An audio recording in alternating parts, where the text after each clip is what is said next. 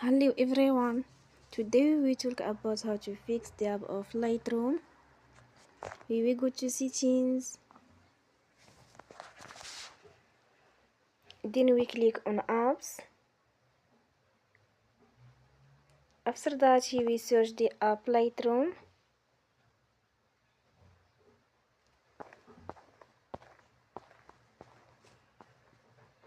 and then we click. Then we will on for stop. After that we go to storage, then we click on clear cache. In the end you will turn your Wi-Fi and you will turn again. Don't forget to support us by like and subscribe. See you next time and thank you for watching.